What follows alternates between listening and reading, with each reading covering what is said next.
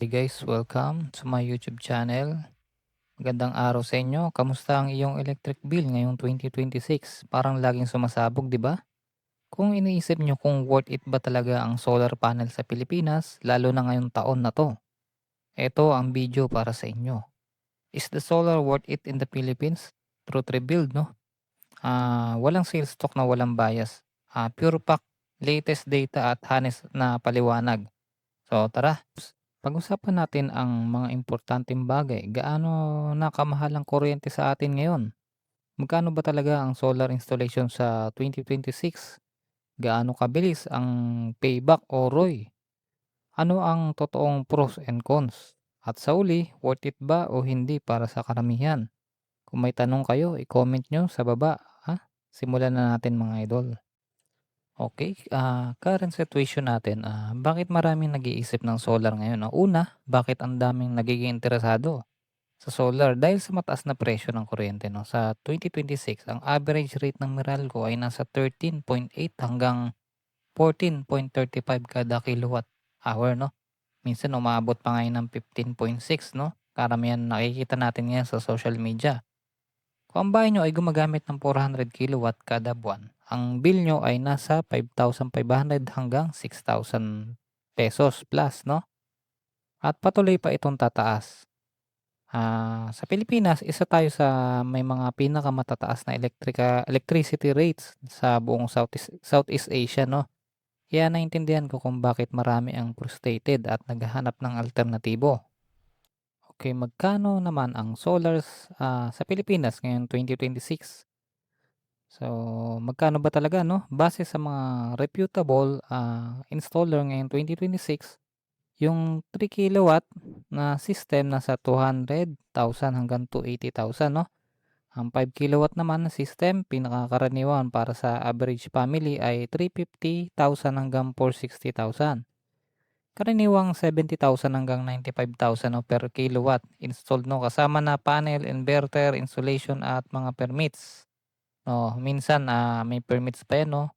Pero kadalasan, hindi na kailangan ng permits, guys. So, mahal pa rin ang upfront cost, 'no? Ito talaga ang pinakamalaking hadlang para sa karamihan ng mga Pilipino, yung investment na napakalaki. Okay, pag-usapan naman natin ngayon yung savings at payback period nito, 'no? Ito yung exciting part, 'no? Ayon sa latest analysis nung May 2026 mula sa Ember, ang average payback period ng residential rooftop solar sa Pilipinas ay 3.1 years na lang, 'no. Bumaba ito mula 4 years noong 2025. Bakit? Dahil mataas pa rin ang kuryente at mas competitive na ang presyo ng solar, 'no. Halimbawa, kung may 5 kilowatt system ka na na nagkakahalaga ng 400,000, 'no, at makapag-save ka ng 5,000 to 7,000 kada buwan. Depende sa consumption niyo, 'no. Ang payback period ay nasa 4 hanggang 6 years na conservative estimate, 'no. May mga nakakamit pa na mas mabilis kapag mataas ang consumption at maganda ang net metering. At good news din, ngayong 2026 mas mabilis na ang net metering approval, 10 working days na lang daw ayon sa bagong bagong DOE rules, 'no. Mas madali na ang proseso daw ngayon. The truth, 'no, pag-usapan natin yung process at cons. Ngayon ang totoo hindi ito perfect. Ito ang balance view, 'no. Ang pros, bakit worth it para sa marami? Mabilis na ROI, 3 to 5 years lang, 'no, typical sa 2026. 5 years ang buhay ng solar panel, 'no. Protection laban sa patuloy na pagtaas ng kuryente. Nagdadagdagan ang value ng bahay mo, 'no. Mas environment friendly, 'no. Mas malaking energy independence lalo na kapag may brownout. Ang cons naman, ito yung reality, hindi puwedeng balewalain, 'no. Malaki ang initial investment, 'no, kailangan talaga ng pera o financing. Kailangan ng magandang roof space din, walang masyadong shade, 'no. Dapat, weatherproof laban sa bagyo. Piliin ang quality na insulation, 'no. May mga maintenance, kailangan linisin yung panel, inverter na may lifespan na 10 years 'yan. So, Kung mababa ang monthly consumption nyo, mas matagal ang payback. Hindi lahat ng installer ay pare-parehong marami 'no. May mga scam diyan at low quality na sistema. Kaya ito kaya hindi ito one size fit all 'no.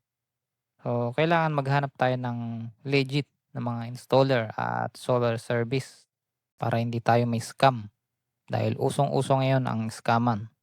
Okay, sino ang dapat kumuha ng solar? Kung ang monthly bill niyo ay 4,000 pataas, may sapat na roof space ka at kaya niyo mag-invest at kumuha ng financing 'no, highly worth it 'to sa 2026. Kung mababa ang bill niyo under 2,500 at di kaya walang magandang space, baka hindi pa ito priority niyo ngayon. Okay, last na 'no, worth it ng solar sa Pilipinas ngayong 2026 para sa karamihan ng may-ari ng bahay na may mataas na kuryente na consumption at magandang roof 'no. Lalo na ngayon na mas mabilis ang payback at mas streamline na ang proseso. Pero gawin yung homework muna 'no, i-check niyo muna yung average monthly bill at, kilowatt per hour na consumption niyo, okey? Pangalawa, mag-site survey sa reputable na installer 'no. Kailangan, legit na installer yung kilala yung kukunin niyo at kung maaari may mga puwesto sila 'no at kilalang pangalan. Kumpara niyo yung quotation 'no sa iba. So, kung nagustuhan niyo yung video na 'to, like at subscribe naman para sa more honest solar content at updates. Comment niyo sa baba kung magkano ba ang current Meralco bill niyo o kung, ano pa ang gusto niyong malaman tungkol sa solar. Maraming salamat sa panonood at ingat sa sa'tin.